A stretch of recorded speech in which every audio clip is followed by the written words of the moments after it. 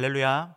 아멘. 11월 25일 수요일 저녁 예배 하나님 앞에 드리겠습니다. 우리 함께 사도신경으로 우리의 신앙을 고백하겠습니다. 나는 전능하신 아버지 하나님 천지의 창조주를 믿습니다. 나는 그의 유일하신 아들 우리 주 예수 그리스도를 믿습니다. 그는 성령으로 잉태되어 동정녀 마리아에게서 나시고 본디오 빌라도에게 고난을 받아 십자가에 못 박혀 죽으시고 장사된 지 사흘 만에 죽은 자 가운데서 다시 살아나셨으며 하늘에 오르시어 전능하신 아버지 하나님 우편에 앉아 계시다가 거기로부터 살아있는 자와 죽은 자를 심판하러 오십니다. 나는 성령을 믿으며 거룩한 공교회와 성도의 규제와 죄를 용서받는 것과 몸의 부활과 영생을 믿습니다. 아멘. 우리 함께 찬송 드리겠습니다. 우리 찬송가 270장입니다. 찬송가 270장 변찮는 주님의 사랑과 함께 찬송하겠습니다.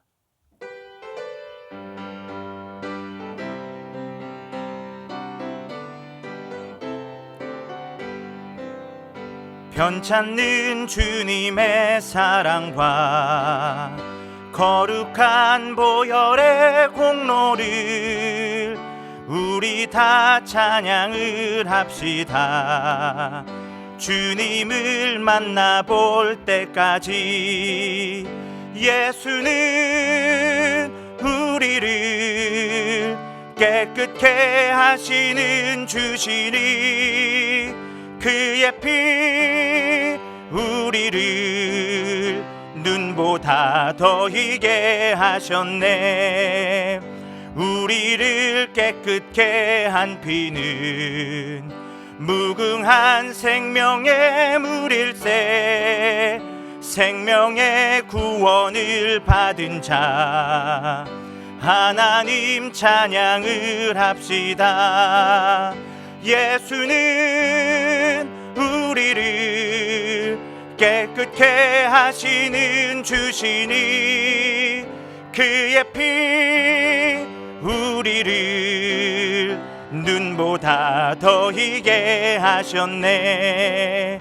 주님의 거룩한 보혈을 날마다 입으로 간증해 담대히 싸우며 나가세.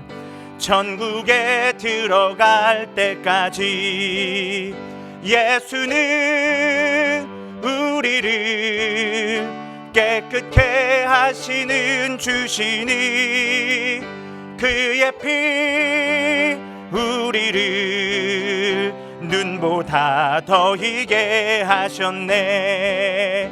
십자가 단단히 붙잡고 날마다 이기며 나가세. 머리에 면류관 쓰고서 주 앞에 찬양할 때까지 예수는 우리를 깨끗게 하시는 주시니 그의 피 우리를 눈보다 더 희게 하셨네. 아멘. 네, 우리 이 시간 함께 합심하여 두 가지 제목을 놓고 기도하기를 원합니다. 먼저는 우리 교회를 위하여 함께 기도하겠습니다. 함께 예배하는 모든 성도들이 하나님의 임재 가운데에 있게 하여 주시옵소서. 예배 중에 살아계신 하나님을 만날 수 있도록 역사하여 주시옵소서. 특별히 다시 우리가 사는 이 캘리포니아와 산타클라라 카운티가 퍼플 티어로 최고 수준 단계로 지금 경보 단계로 올렸습니다. 이러한 상황 중에도 불구하고 하나님을 예배하는 우리의 몸과 마음과 모습이 소홀함이 없을 수 있도록 우리의 교회를 주님께서 지켜주시고 우리의 성도들을 붙들어 주시옵소서. 함께 기도해 주시기 바랍니다. 또한 함께 기도해 주실 것은 우리의 예배가 하나님께서 기뻐 받으시기에 합당한 예배 되기를 원합니다.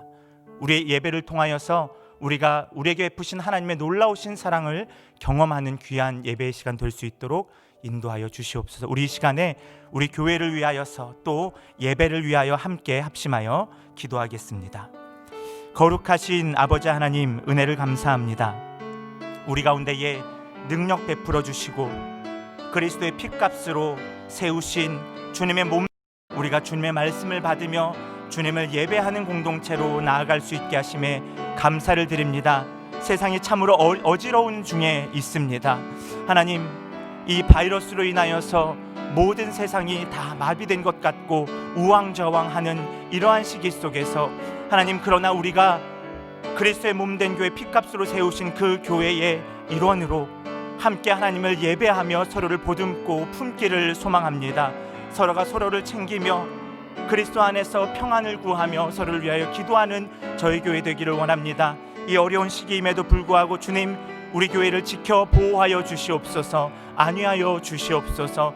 하나님, 하나님의 평강을 누리는 교회 되게 하여 주시고, 이 어려운 시기에도 불구하고 하나님 나라의 확장을 위하여 쓰임받는 교회 될 수 있도록 인도하여 주시옵소서. 하나님, 특별히 우리 각자가 하나님을 예배합니다. 우리가 있는 처소에서 하나님을 예배합니다. 그 예배가 하나님께 온전히 드려지는 예배 되기를 원합니다. 마음과 뜻과 힘을 다하여 드리는 예배 되기를 원합니다. 하나님, 비록 온라인으로 드려지는 예배이지만 그럼에도 이 예배가 하나님께 드려지는 데에 조금도 소홀함이 없도록, 부족함이 없도록 주님, 우리의 몸과 마음을 지켜주옵시고 주님을 향할 수 있도록 우리 가운데 믿음 더하여 주시기를 원합니다.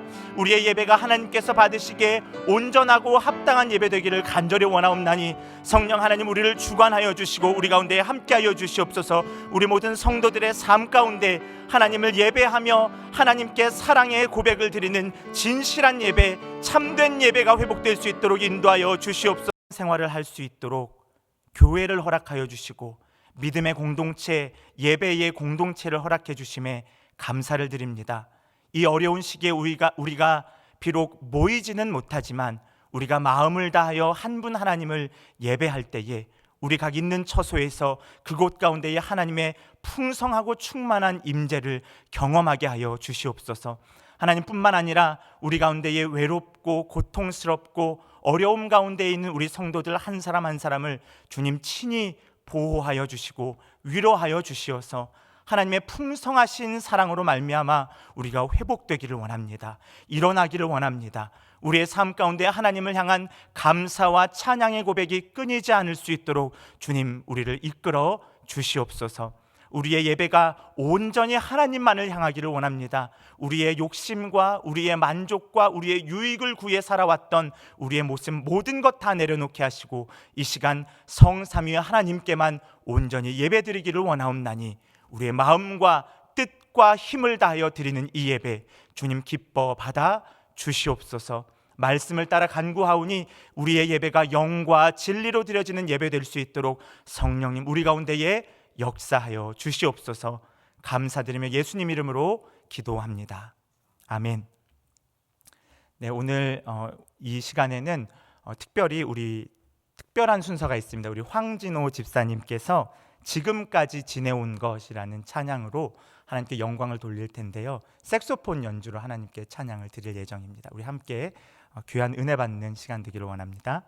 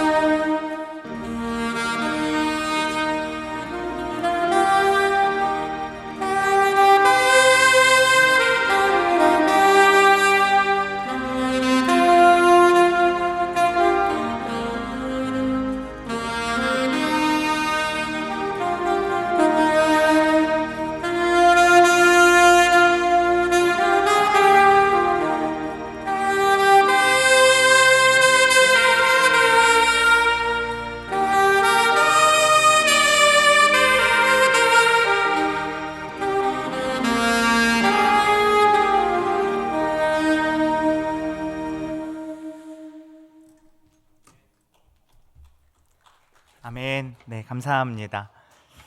우리 함께 하나님의 말씀 보겠습니다. 사도행전 24장 1절로 5절까지의 말씀입니다. 사도행전 24장 1절부터 5절까지의 말씀 우리 함께 교독하도록 하겠습니다. 신약성경 230쪽입니다. 24장 1절입니다. 닷새 후에 대제사장 아나니아가 어떤 장로들과 한 변호사 더들로와 함께 내려와서 총독 앞에서 바울을 고발하니라. 바울을 부르매 더들로가 고발하여 이르되 벨릭스 각하여, 우리가 당신을 힘입어 태평을 누리고 또 이 민족이 당신의 선견으로 말미암아 여러 가지로 개선된 것을 우리가 어느 모양으로나 어느 곳에서나 크게 감사하나이다. 당신을 더 괴롭게 아니하려 하여 우리가 대강 여짜옵나니 관용하여 들으시기를 원하나이다. 5절입니다. 우리가 보니 이 사람은 전염병 같은 자라 천하에 흩어진 유대인을 다 소요하게 하는 자요 나사렛 이단의 우두머리라. 아멘. 우리 잠시 기도하겠습니다. 하나님 감사합니다. 오늘도 우리에게 말씀 허락하여 주시고 하나님의 말씀을 따라 우리가 살아갈 수 있도록 이 기회를 주심에 감사를 드립니다. 오늘 기록된 하나님의 말씀 우리가 함께 읽었습니다. 또 선포되는 말씀 듣기를 원합니다. 세상 살아가면서 어지럽고 어두워진 우리의 심령, 이 시간 성령 하나님께서 밝히 조명하여 주시고 기록된 말씀의 분명한 뜻을 깨달아 알게 하시고 또 말씀 따라 살아갈 수 있는 믿음을 우리 가운데 허락하여 주시옵소서. 전하는 자와 듣는 자 모두에게 은혜될 수 있도록 성령 하나님 충만히 역사하여 주시옵소서. 감사합니다. 예수님 이름으로 기도합니다. 아멘. 그리스도인은 누구입니까? 그리스도는 과연 어떤 존재인가요? 성경의 여러 부분에서 그리스도인의 정체성에 대한 많은 말씀들을 하고 있습니다. 특별히 예수님께서 과연 그리스도인들이 어떤 존재인가를 말씀하셨을 때에 우리가 마태복음 5장의 말씀을 좀 기억해 볼 필요가 있습니다. 마태복음 5장에는 예수님께서 무리와 제자들을 향해서 가르치신 산상수훈의 가르침, 팔복에 대한 가르침이 나와 있습니다. 그리고 우리가 잘 알고 있는 이 팔복은 심령이 가난한 자는 복이 있다 라는 말씀으로 시작을 하죠. 그래서 8가지의 복 있는 사람의 모습을 예수님께서 말씀하시고 나서 그 이후로 이제 5장 13절로 16절에서는 그래서 그리스도인들은 어떤 사람들인가? 바로 빛과 소금 같은 존재들이다, 이렇게 말씀을 하셨습니다. 예수님께서는 그리스도인의 정체성에 대해서 이렇게 말씀하시죠. 마태복음 5장 13절로 14절의 말씀입니다. 너희는 세상의 소금이니 소금이 만일 그 맛을 잃으면 무엇으로 짜게 하리요? 후에는 아무 쓸데없어 다만 밖에 버려져 사람에게 밟힐 뿐이니라. 너희는 세상의 빛이라 산 위에 있는 동네가 숨기지 못할 것이요. 아멘. 너희는 세상의 소금이다. 너희는 세상의 빛이다. 예수님께서 이렇게 말씀하셨습니다. 그리고 주님께서 말씀하신 대로 우리는 빛과 소금이라고 하는 정체성을 가지고 이 세상을 살아갑니다. 빛과 소금의 이미지는 그리스도인을 잘 설명해주는, 그리스도인의 정체성을 잘 드러내는 말씀이기도 합니다.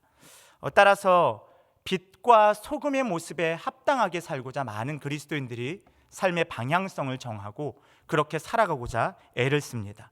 성령의 인도함을 따라 빛과 소금의 사명을 잘 감당하기 위해서 부단히 애를 쓰는 것이죠. 뿐만 아니라 바울은 고린도서 2장에서 이런 말씀을 하고 있습니다. 고린도서 2장 15절 16절의 말씀입니다.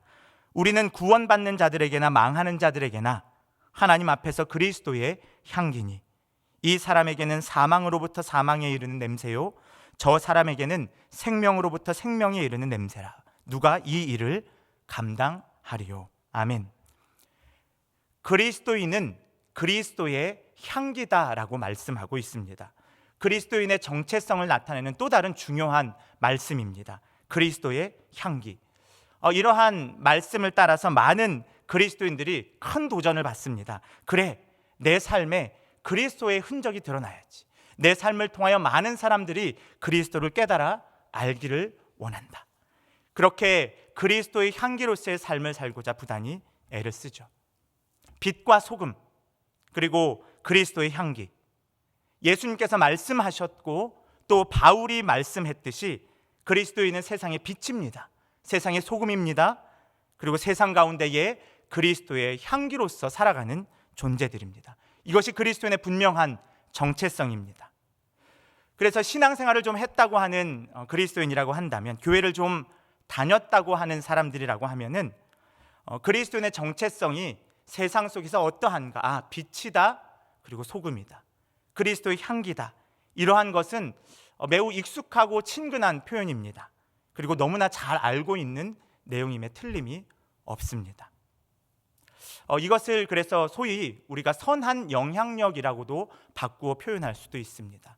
썩어져가는 세상 속에 소금의 역할을 감당하고 어두운 세상 속에서 빛의 역할을 감당하며 세상 가운데에 그리스도를 알게끔 하는 향기로서의 삶을 살아가는 것입니다. 선한 영향력으로 그리스도인의 삶을 살아갑니다. 그렇기 때문에 우리가 있는 학교와 가정과 직장과 수많은 대인관계 속에서 우리는 바르게 살아가고자 말과 행동에 늘 신중을 기합니다. 선한 영향력을 끼치고자 노력하는 것이죠. 분란과 분열이 있는 곳에서는 늘 그런 일들을 평화롭게 해결하기 위해서 피스메이커의 역할을 합니다. 자처해서 하기도 하죠. 험악한 상황 속에서 경직된 분위기, 얼어붙은 분위기를 깨트려 보고자, 오히려 더 좋게 순화시켜 보고자 아이스 브레이커, 분위기 메이커의 역할을 감당하기도 합니다. 때때로 이렇게 살아가는 그리스도인들의 모습을 보고 있노라면 정말 멋있고 정말 매력적이다, 그런 감탄의 생각이 절로 듭니다. 그런데 많은 그리스도인들이 이렇듯 피스메이커, 분위기 메이커 또는 아이스 브레이커로서 세상 속에서 빛과 소금과 그리스도의 향기로 살아가기 위해서 부단히 애를 쓰고 노력하지만 의외로 많은 경우에 있어서는 세상의 빛과 소금으로 그리스도의 향기로 살아가는 모습을 오해하는 경우가 많이 있습니다. 단순히 도덕적으로 괜찮은 사람, 인격과 인품에 있어서 품위 있는 사람, 그 이상에 지나지 않는 경우가 꽤 많습니다. 다시 말해서 그리스도인으로서 빛과 소금, 향기로 살아간다, 최선의 모습을 다해 살아간다는 이 많은 모습들이 어찌 보면은 굳이 그리스도인이 아니더라도 충분히 보일 수 있는 도덕적인 수준, 윤리적인 기품, 인격, 이런 것들을 보일 수 있다는 것입니다. 좀 더 정확하게 보면은 대인관계에 있어서, 말과 행동에 있어서, 삶의 여러 태도에 있어서 그저 괜찮은 사람 정도로 머물러 있는 경우가 많습니다. 내가 교회의 집사라는 것을, 권사, 장로라는 것을 사람들이 알고 있기 때문에, 내가 교회의 교역자라는 것을 사람들이 알고 있기 때문에 사람들이 기대하는 윤리적인 그리고 인격적인 기대치에 맞추어서 딱 그 정도 수준까지만 빛으로, 소금으로, 향기로 살아가는 경우가 우리에게 다분히 있습니다. 그리스도인은 빛과 소금, 향기로 살아야 한다고 했으니까 그 정도 수준에 맞추어서 착하게 사는, 소위 말하면 착한 사람 콤플렉스죠. 모범생 컴플렉스에 많은 그리스도인들이 자유롭지 못한 경우가 있습니다. 우리가 예수님의 말씀처럼 세상의 빛으로 또 세상의 소금으로 살아야 하는 것이 맞지만, 또 바울의 권면처럼 우리가 그리스도의 향기인 것은 분명하지만, 오늘날 세상을 살아가면서 동시에 신앙생활을 하는 우리들은 과연 우리가 어떤 존재인지 그 중요한 핵심을 놓쳐버린 채 윤리적이고 도덕적인 면에 그칠 경우가 많습니다. 단순히 착하게 살면 되지, 모범적으로 살면 되지, 이런 모범생 컴플렉스에 벗어나지 못하는 것이죠. 그렇다면 우리가 놓치고 있는 핵심은 과연 무엇일까요? 우리가 간과해버린, 지나쳐버린 성경에서 말씀하고 있는 선한 영향력의 핵심은 무엇일까요? 그리스도인의 정체성의 핵심이 무엇일까요? 오늘 본문은 우리가 잘 알고 있듯이 바울이 예루살렘에서 붙잡혔습니다. 그리고 총독 벨릭스가 있는 가이사랴 지방으로 호송되었습니다. 그리고 나서 닷새라는 시간이 지나서 벌어진 사건을 기록하고 있습니다. 대제사장 아나니아가 장로들과 또 변호사 더둘러와 더불어서 함께 벨릭스 총독에게 찾아갑니다. 이유는 무엇일까요? 바울의 목숨을 받아내기 위해서입니다. 그래서 바울을 고발한 것이죠. 달변가 변호사인 이 더둘로는 고발에 앞서서 로마로부터 모든 권한을 부여받은 이 팔레스타인 지역을 총괄하는 이 벨릭스 총독에게 대단한 아부를 하죠. 그의 공을 치하합니다. 환심을 삽니다. 그래서 3절에서는 이렇게 더둘로가 말하고 있습니다. 벨릭스 각하여, 우리가 당신을 힘입어 태평을 누리고 또 이 민족이 당신의 선견으로 말미암아 여러 가지로 개선된 것을 우리가 어느 모양으로나 어느 곳에서나 크게 감사하나이다. 환심을 사고 있습니다. 그 다음 더둘로는 이어서 5절에서 바울에 대해서 이렇게 평가하고 벨릭스에게 고발합니다. 이야기하죠. 우리 함께 5절의 말씀입니다. 5절 같이 읽겠습니다. 시작. 우리가 보니 이 사람은 전염병 같은 자라 천하에 흩어진 유대인을 다 소요하게 하는 자요 나사렛 이단의 우두머리라. 아멘. 지금 5절의 말씀은 더둘로가 벨릭스 총독에게 바울을 고발하는 내용입니다. 바울이 이런 자입니다 라고 말하고 있습니다. 지금 고발하는 이 더둘로는 바울을 어떻게 표현하고 있습니까? 이 사람은 전염병 같은 자다 이렇게 말하고 있습니다. 더둘로의 입장에서, 그리고 대제사장 아나니아와 장로들의 입장에서, 유대인들의 입장에서, 당시 세상 사람들의 관점에서 봤을 때 바울은 전염병과 같은 존재였습니다. 그래서 영어 번역본에는 RSV나 NASB 성경에는 이렇게 번역하고 있습니다. 패스트라는 단어를 쓰고 있습니다. NIV 번역본은 전염병 같은 자, 이 표현을 트러블 메이커라고 말씀하고 있습니다.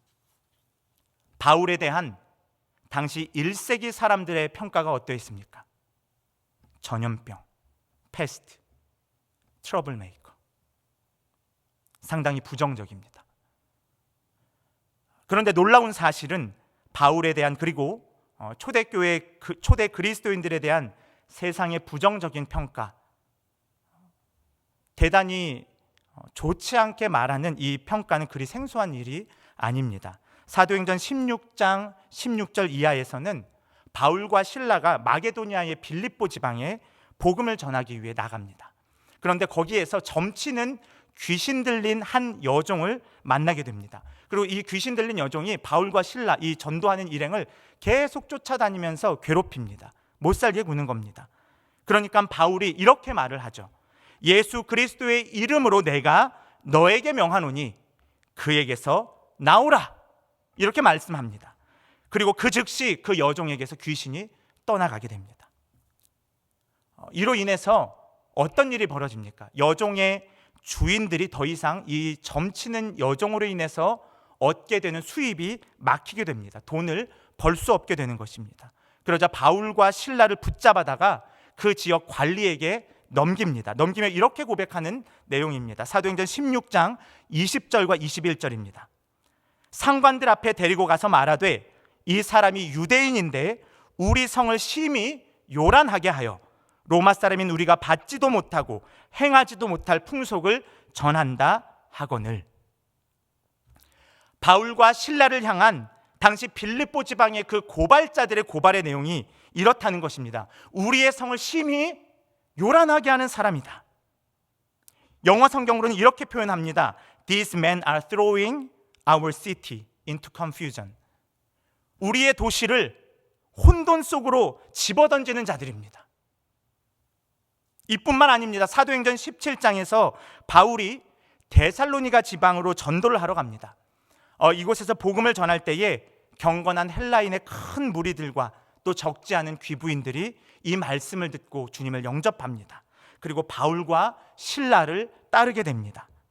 그런데 문제는 그 이후부터이죠. 바울과 실라를 시기한 이 데살로니가 지방의 유대인들이 동네의 시정 잡배들, 불량배들을 동원해서 바울과 실라 일행을 붙잡으려고 합니다. 그래서 바울과 실라가 머물고 있다고 여긴 야손이라고 하는 사람의 집에 급습합니다. 그 집에 쳐들어갑니다. 그러나 이미 바울과 실라는 그 야손의 집을 떠난 상태였습니다. 그렇게 되자 이 유대인과 불량배들이 이렇게 17장 6절에서는 말하고 있습니다. 바울과 실라를 발견하지 못하매 야손과 몇 형제들을 끌고 읍장들 앞에 가서 소리질러 이르되 천하를 어지럽게 하던 이 사람들이 여기도 이르매. 바울과 실라가 당시 사람들의 눈에는 어떻게 보였습니까? 천하를 어지럽게 하는 사람이다. 세상의 눈에는 바울과 실라를 포함하여 예수 그리스도의 십자가 복음을 받아들인 사람들이 천하를 어지럽게 하는 사람으로 보인 것입니다.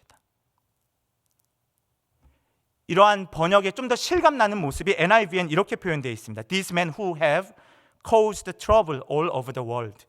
전 세계에서 문제를 만들어내는 사람들. 트러블 메이커라는 말입니다. NASB 성경에서는 이렇게도 번역합니다. These men who have upset the world.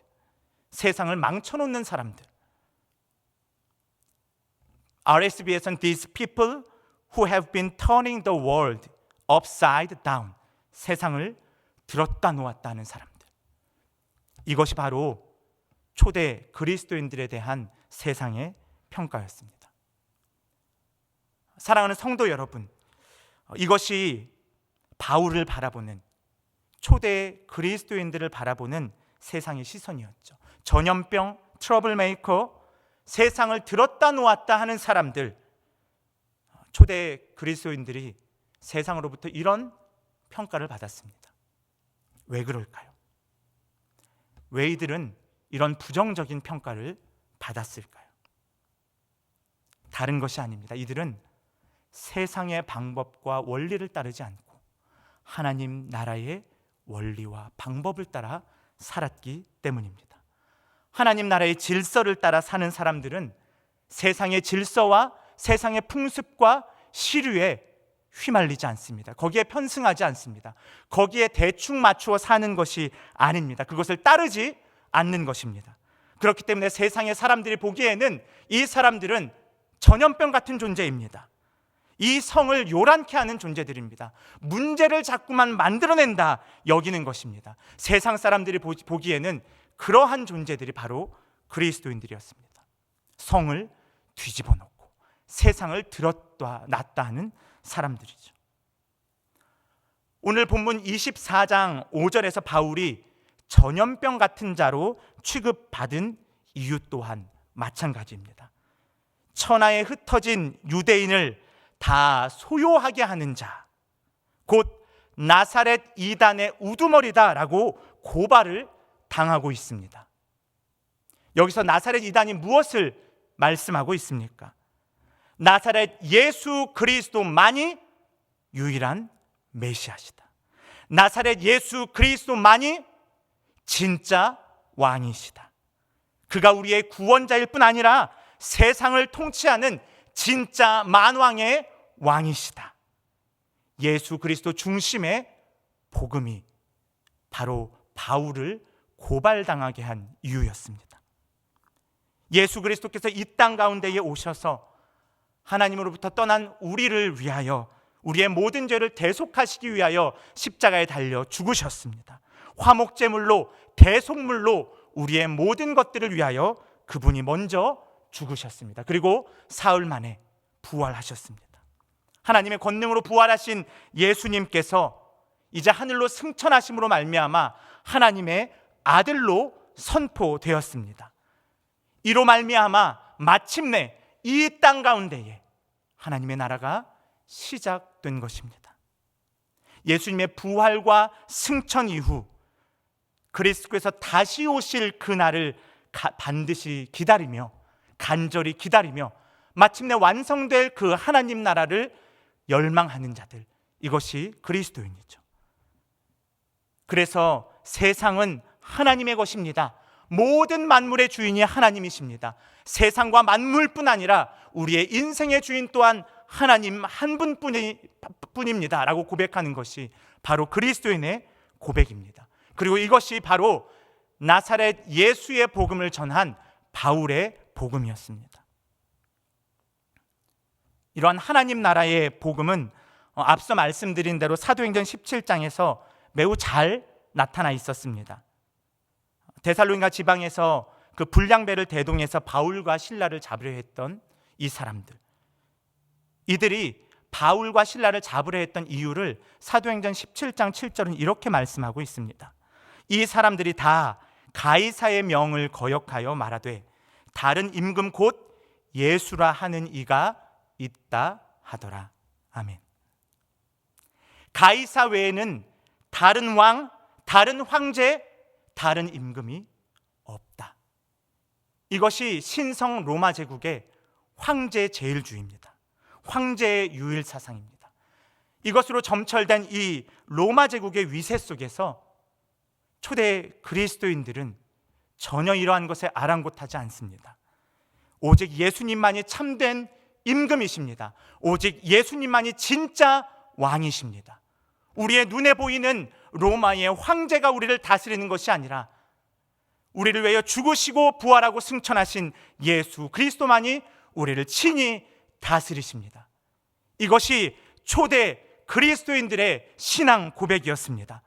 이들이 이러한 믿음을 붙들고 살았기 때문에 세상 속에서 전염병으로, 트러블 메이커로, 세상을 요동케 하는 자로 비난받았지만 이 비난은 진정 그리스도인의 정체성이 무엇인가를 우리에게 오늘 말씀해주고 있습니다.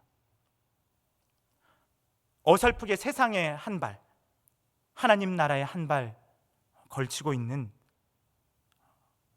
반반 걸치고 있는 인생이죠. 어떻게 보면 뻔뻔한 인생이기도 합니다. 그러한 신앙을 초대 그리스도인들은 결코 보이지 않았습니다.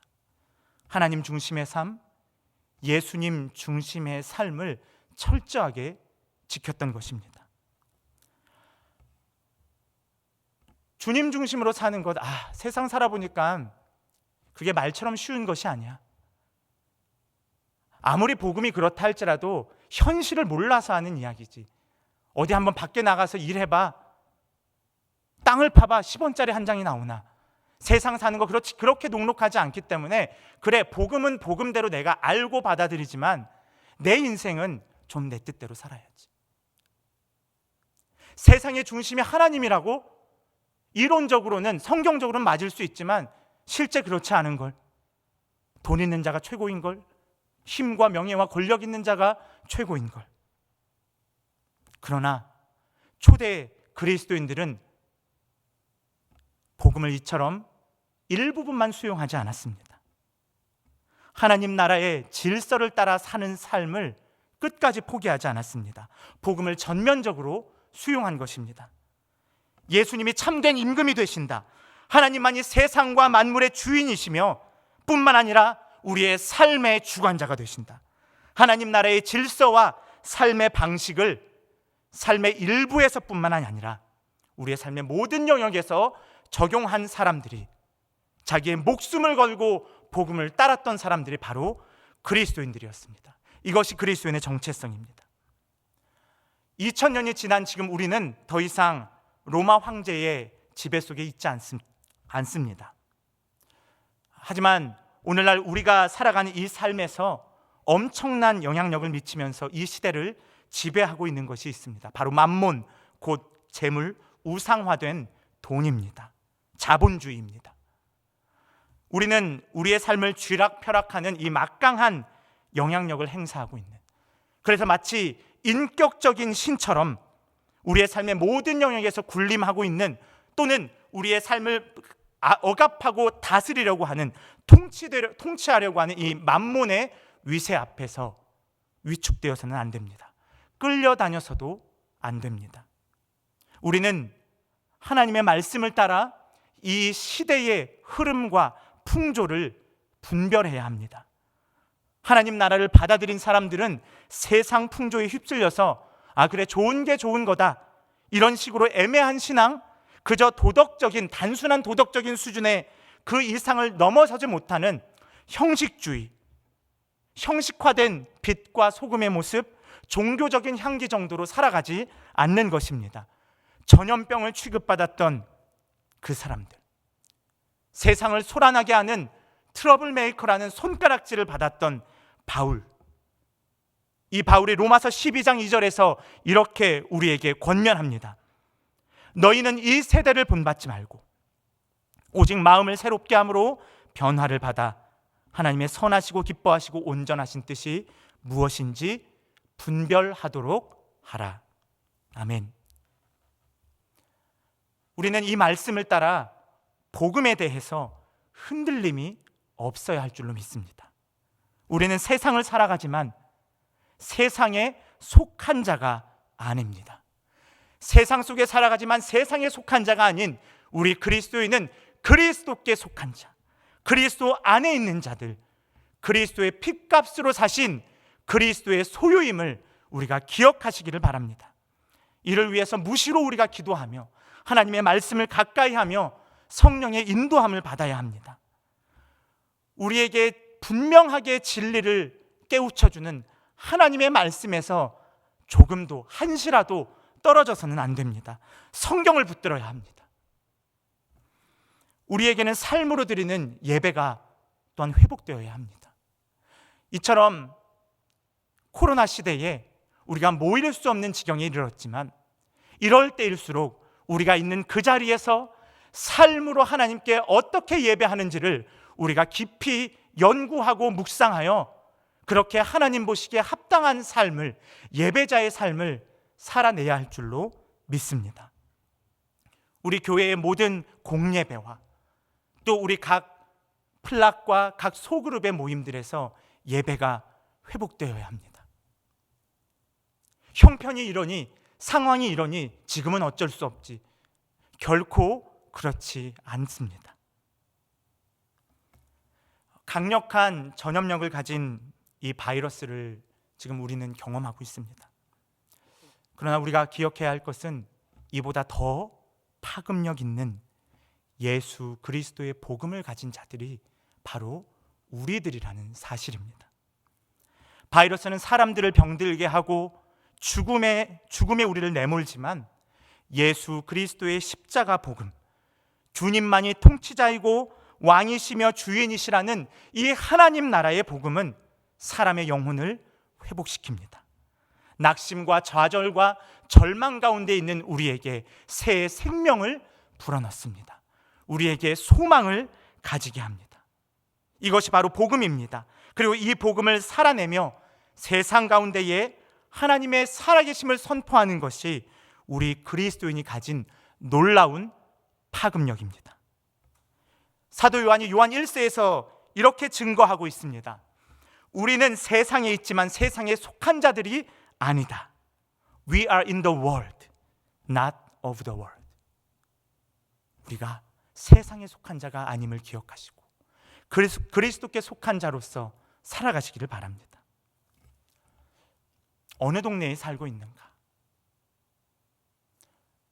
얼마나 넓은 집, 좋은 시설을 갖추며 살아가고 있는가? 어떤 브랜드의 옷을 입고 어떤 자동차를 타고 다니는가? 연봉이 얼마인가? 심지어 얼마나 많은 교육을 받았는가? 학위가 몇 개인가? 이러한 것들이 한 사람의 인격과 가치를 평가하는 중요한 기준이 되어버린 오늘날의 시대입니다.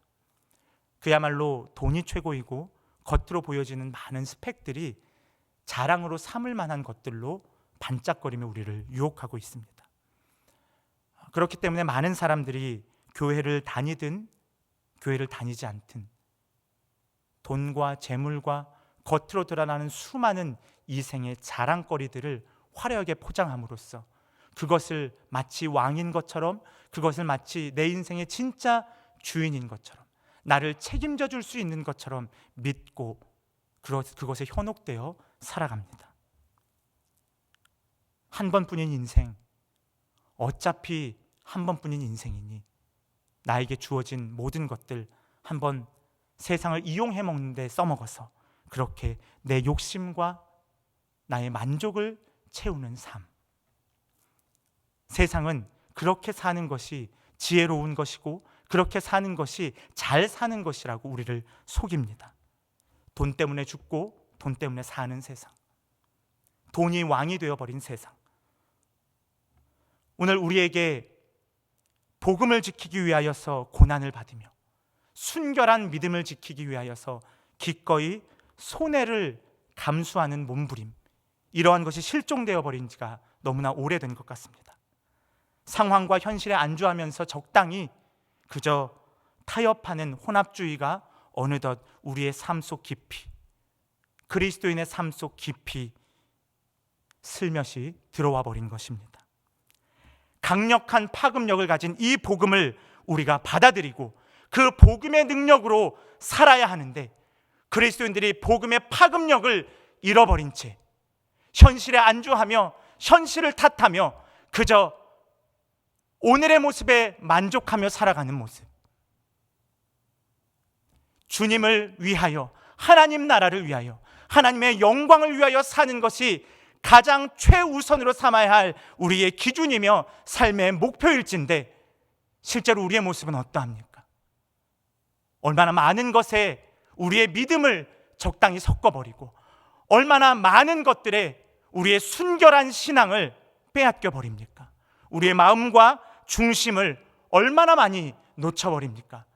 주님께서 앉아 계셔야 할 우리의 마음의 보좌에 주님이 아닌 그 다른 어떤 것이 채워져 있지는 않습니까?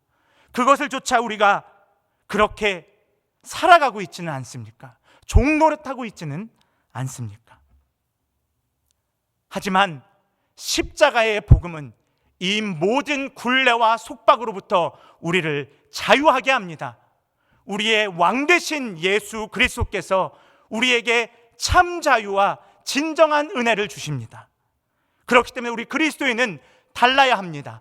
복음을 받아들인 이 그리스도인들은 달라야 합니다. 특별히 이토록 어려운 시기를 지나고 있음에도 전염병으로 인하여 우왕좌왕하고 우리의 마음을, 우리의 몸을 어디에 둘 바를 모른 채 혼란과 혼돈 속에 살아가고 있는 이 시점에 우리 산호세 한인장로교회 모든 성도 여러분들은 달라야 할 줄로 믿습니다.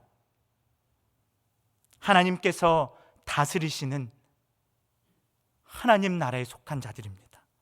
오직 하나님께서 왕이 되셔서 우리를 통치하고 다스립니다. 사랑하는 성도 여러분, 우리가 빛과 소금으로 그리스도의 향기로 살아가기를 원합니다. 이것은 단지 그저 괜찮은 사람, 모범생 정도의 어떤 도덕적이고 윤리적인 수준에 그치지 않습니다. 빛은 진짜 어두움을 물리치는 것입니다. 소금은 진짜 썩어진 곳을 회복시킵니다. 향기는 악취가 나고 썩어진 곳에 새로운 회복을 불러일으킵니다. 이것이 복음의 파급력입니다. 이것이 우리가 지니고 있는 예수 그리스도의 십자가 복음의 파급력입니다. 우리가 이러한 복음으로 살아야 합니다. 이러한 파급력 있는 삶을 살기를 원합니다. 오늘날 교회가 2000년 전에 주님께서 오셨던 것처럼 낮은 곳, 천한 곳에 향하지 않고 자꾸만 세상의 방식과 원리를 쫓아서 높아지려 하는 모습을 참 많이 봅니다.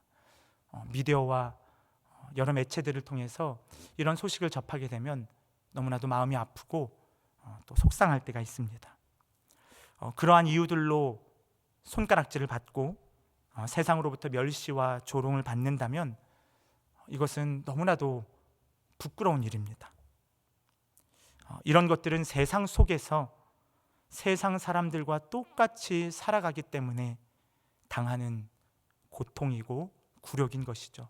결코 그리스도인으로서 살아가는 고난이 아닌 것입니다. 진정한 그리스도인의 고난은, 그리스도인이 받는 핍박은 하나님 나라에 살고 세상과 다르게 살기 때문에 받는 것입니다. 복음을 위해서, 복음 때문에 당하는 것입니다. 성경적인 가치관을 따라, 하나님 나라의 원리와 방법을 따라, 복음을 따라, 그 질서를 따라 살아갈 때에 멸시와 조롱과 부정적인 반응과 평가와 일시적인 손해가 있을 수 있습니다. 그러나 이것이 오히려 우리가 그리스도인임을 드러내는 우리의 삶의 파급력 있는 모습인 줄로 믿습니다. 전염력이 강한 이 바이러스 때문에 우리가 팬데믹을 경험하고 있죠. 우리 그리스도인들에게는 그러나 이 바이러스보다 더 파급력 있는 예수 그리스도의 십자가 복음이 있습니다. 두려움과 죽음과 미래에 대한 불확실성으로 우리를 내모는 바이러스가 모든 인류를 위협하고 있지만 우리가 가진 복음은 어떻습니까? 사망을 이긴 생명의 복음입니다. 두려움을 내어쫓는 온전한 사랑입니다. 구원과 소망과 또한 마침내 이루실 하나님의 나라, 새 예루살렘 성, 새 하늘과 새 땅에 대한 확실하고 흔들림 없고 확고한 소망과 약속입니다. 우리가 분명 어려운 시기를 지나고 있지만 이것이 결코 영원하지 않습니다. 지금의 상황에서 우리의 마음을 빼앗기지 않기를 바랍니다. 영원히 흔들리지 않는 하나님 나라의 소망을 두면서 바울의 권고를 따라서 견실하며 흔들리지 말며 항상 주의 일에 더욱 힘쓰는 저와 여러분들 되시기를 주님의 이름으로 축복합니다. 우리 함께 바울이 옥중서신으로 기록한 이 빌립보서 1장 8절로 11절의 말씀을 함께 읽고 오늘 말씀을 마치겠습니다. 빌립보서 1장 8절로 11절입니다. 시작.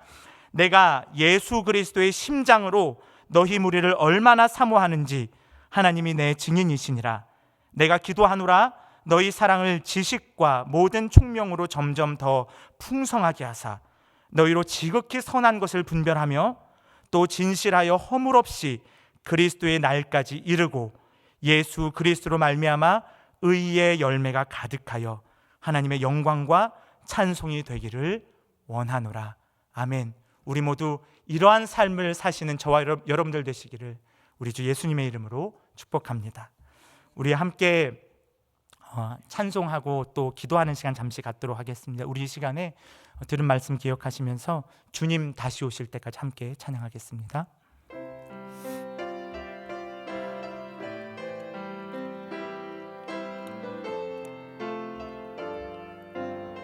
주님 다시 오실 때까지, 주님 다시 오실 때까지 나는 이 길을 가리라. 좁은 문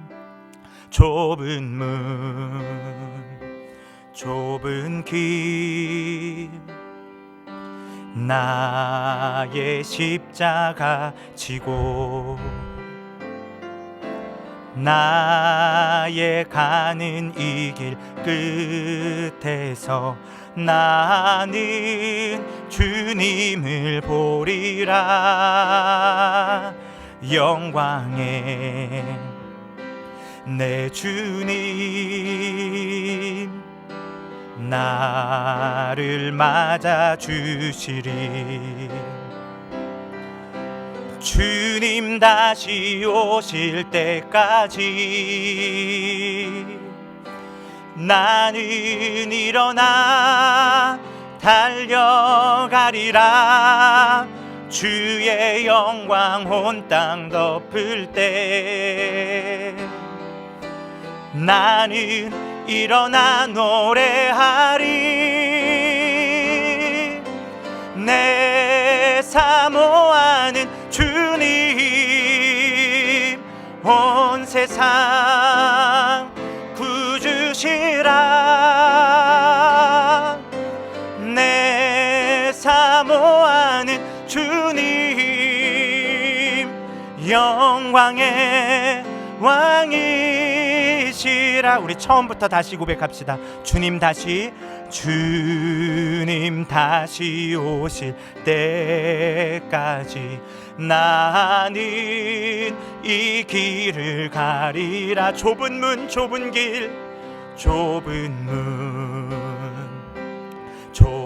길 나의 십자가 지고 나의 가는 이 길 끝에서 나는 주님을 보리라. 영광의 내 주님 나를 맞아주시리. 아멘. 주님 다시 오실 때까지 나는 일어나 달려가리라. 주의 영광 온 땅 덮을 때 나는 일어나 노래하리. 내 사모하는 주님 온 세상 구주시라. 내 사모하는 주님 영광의 왕이시라. 우리 이 시간에 말씀을 기억하며 합심하여 함께 기도하겠습니다. 하나님, 이 전염병이 창궐하는 시대 속에 우리가 살아가지만 주님, 오히려 이 시대에 우리 그리스도인이 어떻게 살아야 하는지, 예수 그리스도의 십자가의 복음을 받아들인 파급력 있는 삶이 무엇인지를 다시 한번 깨닫게 하여 주시니 감사합니다. 하나님, 우리가 이 세상을 살아가지만 세상에 속한 자가 아닌 예수 그리스도께 속한 자들입니다. 주님, 우리가 세상과 적당히 타협하지 아니하게 하시고 복음을 따라 믿음을 지키며 살아가는 자들 되기를 원합니다. 환경 탓하지 아니하며 형편 탓하지 아니하며 오히려 우리 가운데에 주님을 향한 믿음을 향한 몸부림이 있게 하여 주시옵소서. 주님, 그리하여 우리가 이 세상 가운데에 빛으로 소금으로 그리스도의 향기로서의 삶을 잘 감당하며 살아가게 하여 주시옵소서. 우리 시간 합심하여 함께 기도하겠습니다. 오 거룩하신 아버지 하나님, 은혜를 감사합니다. 하나님, 우리가 이 바이러스가 창궐하는 시대를 살아갑니다. 이것으로 인해서 팬데믹, 모든 것이 멈추어졌고 모든 것이 혼란과 혼돈 가운데에 우리가 살아가고 있습니다.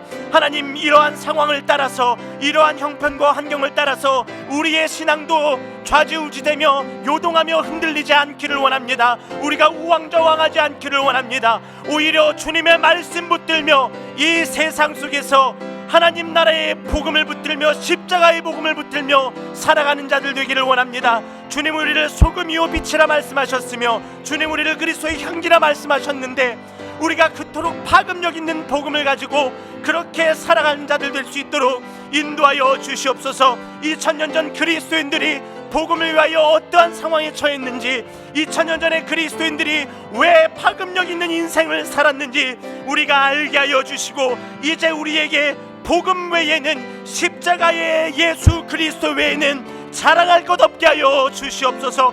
붙들 것이 없게 하여 주시옵소서. 주님, 적당히 혼합된 혼합주의가 사라지게 하여 주시옵소서. 주님, 적당히 우리가 그저 현실을 수용하고 그저 이렇게 낙심하며 좌절 가운데 살아가지 않게 하여 주옵소서. 주님, 우리가 있는 그 자리가 주님을 예배하는 자리 되게 하여 주시고, 우리가 살아가는 삶의 그 자리 가운데에 하나님의 통치와 하나님의 다스림이 임하게 하여 주시옵소서.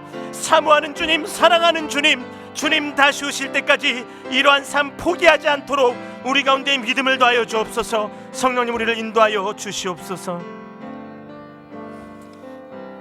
하나님, 감사합니다. 참으로 예상하지 못한 전염병으로 인하여 모든 것이 혼란스러운 이 시대 속에서, 그러나 예수 그리스도의 십자가 복음을 붙든 그리스도인의 삶이 어떠한지를 깨닫게 해주시고, 사망과 두려움으로 내모는 전염병이 아닌 생명과 소망과 확실한 약속으로 우리를 이끄시는 그 복음을 붙들게 하여 주시니 감사합니다. 하나님, 우리의 삶이 세상 속에 적당히 타협하고 현실과 상황에 안주하여 그렇게 우리의 형편과 상황을 따라 적당히 하나님 예배하며 하나님 따르는 자들 되지 않기를 원합니다. 우리가 선명하게 확고하게 복음 붙들게 하여 주시고, 하나님, 이 어려운 시기 주님의 말씀으로 이겨낼 수 있도록 인도하여 주시옵소서. 오히려 이처럼 어려운 시기에 우리가 모일 수 없는 지경인 이 때에 오히려 우리의 삶에서의 예배가 회복되게 하여 주시고, 우리가 있는 각각의 그 처소처소마다 하나님을 만나는 귀한 간증의 역사들이 일어나게 하여 주시옵소서. 우리의 가정과 직장과 우리의 자녀들과 학교를 주님 기억하여 주옵시고, 그곳에 하나님의 나라가 임하게 하여 주시옵소서. 감사하며 예수님 이름으로 기도합니다. 아멘. 우리 주님께서 가르쳐 주신 기도로 오늘 예배를 마치도록 하겠습니다. 하늘에 계신 우리 아버지여, 이름이 거룩히 여김을 받으시오며 나라가 임하시오며 뜻이 하늘에서 이루어진 것 같이 땅에서도 이루어지이다. 오늘 우리에게 일용할 양식을 주시옵고, 우리가 우리에게 죄 지은 자를 사하여 준 것 같이 우리 죄를 사하여 주시옵고, 우리를 시험에 들게 하지 마시옵고 다만 악에서 구하시옵소서. 대개 나라와 권세와 영광이 아버지께 영원히 있사옵나이다. 아멘.